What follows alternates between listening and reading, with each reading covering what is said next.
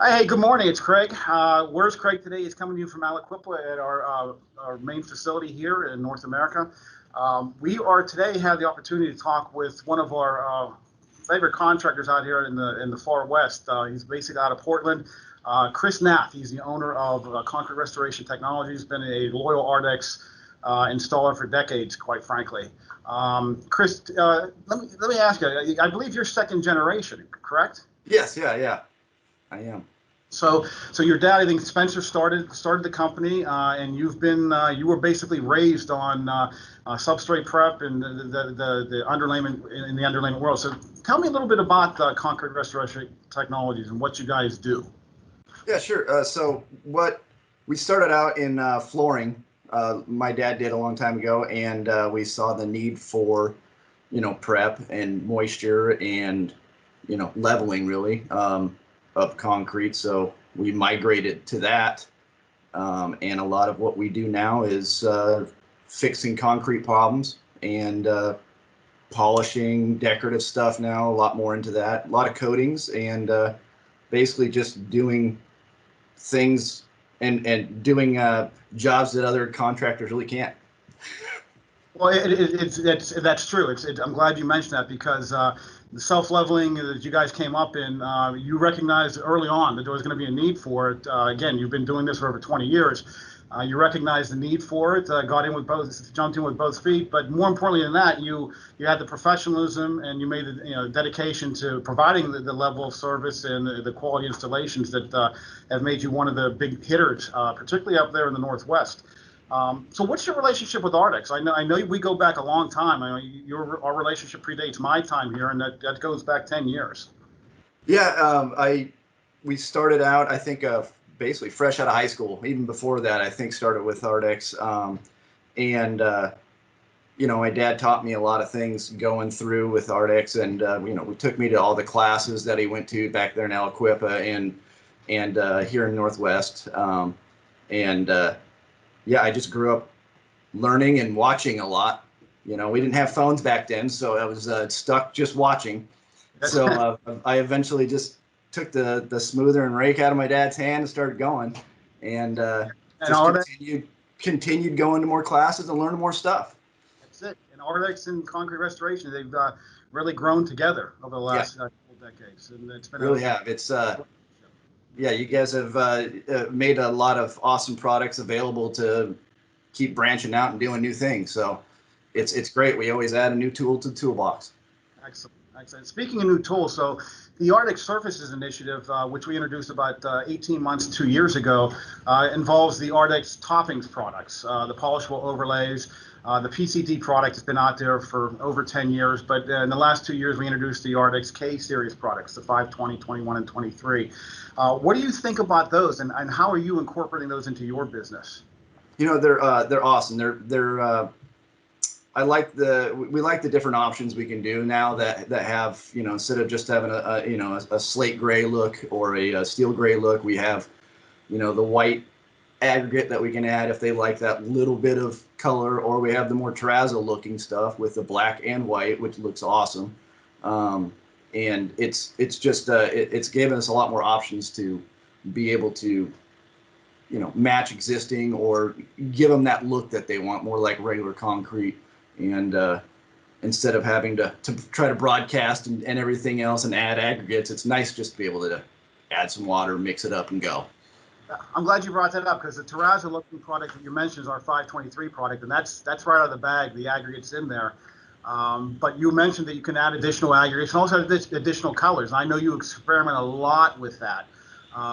Is there a favorite project out that you've worked on with the Ardex products, whether it be the PCT or the 523? I know we worked jointly on a project last year at a major corporate office up in Seattle. Yeah. How'd that turn out? It turned out great. I don't know. I think they're still actually working on figuring out what they're going to do with it. But we ended up doing, what was it, 8 floors, I think, complete floors with pouring that. It was just a rained out slab. They had it was all spec to be polished concrete. So we had to bring it back to that level. We had huge footprints and screed marks and everything in it, and a lot of it was rained out. So we had to give the end owner that option to polish out whatever they wanted. I love that product. It was great. I mean, it was a new product still, like EA523. So it was neat being able to be able to experiment and go through it, and then really hone it in. You know, towards the end of it, doing that many bags, it was great doing it day after day or week after week and month after month. But no, that I like that product or that project a lot.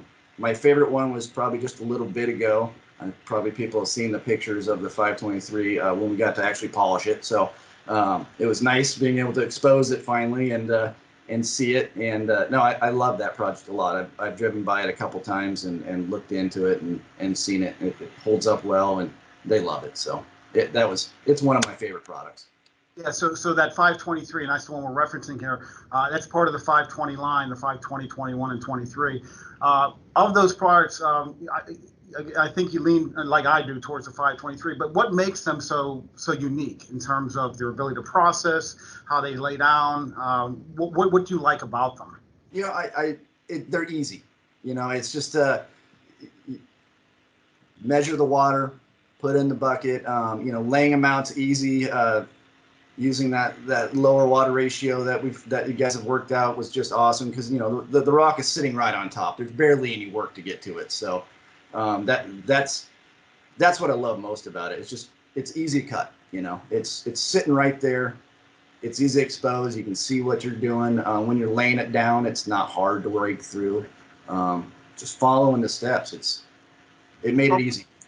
I'm actually glad you brought that up, because that's one of the things that we thought may be a challenge. But somebody with your experience and expertise, and who's worked with a lot of polishable overlays, even at that lower water ratio, that 521 and 523, they still flow and heal, and they're pretty easy to place while still keeping that aggregate high. Yeah, it is. And it stays suspended nice. You know, it doesn't want to sink or anything like that. So it's a lot easier than other products to just kind of pop it out there and just let it go. You know, it doesn't take a lot of work. Exactly. Yeah, that's been our experience as well. And it's nice to hear we're finding the same thing in the field. So, Chris, let me ask you again. You've been doing this so long. You're recognized within the industry as being one of the best.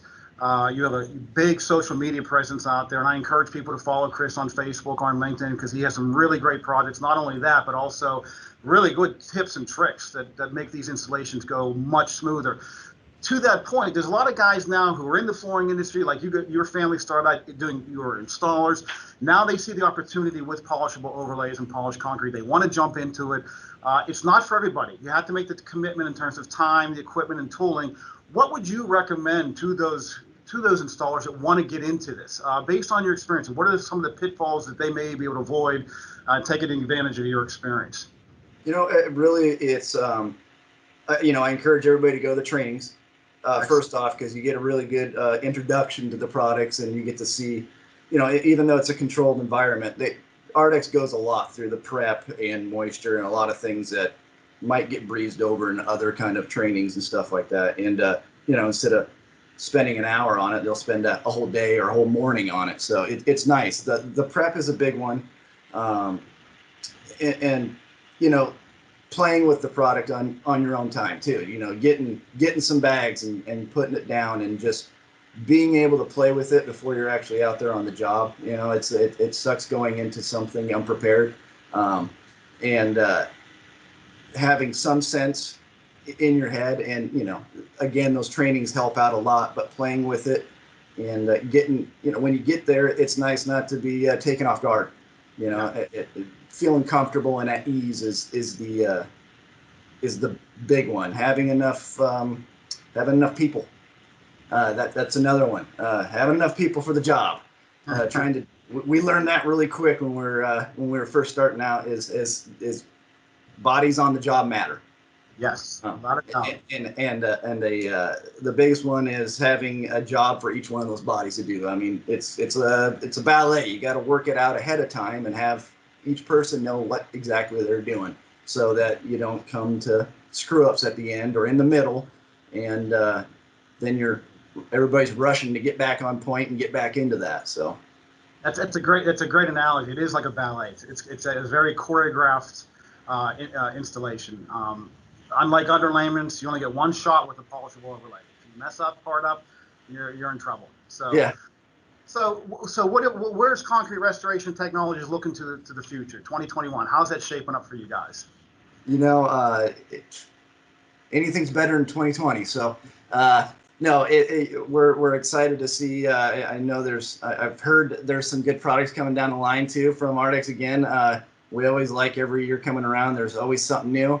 So, yeah, we're hopeful that the polished overlays kind of get shot out there more and get spec more and more people use them, and so they get more common knowledge. I see a lot of bad concrete out there that gets polished, and It's amazing, isn't it? As far as we've come with laser screeds and everything else, you still have concrete that really is just not suitable to be polished. yeah, and people ask why I do so much of it. Well, it rains here all the time, and we pour in the rain constantly. So there's a lot of bad concrete. So it's always great to have the option.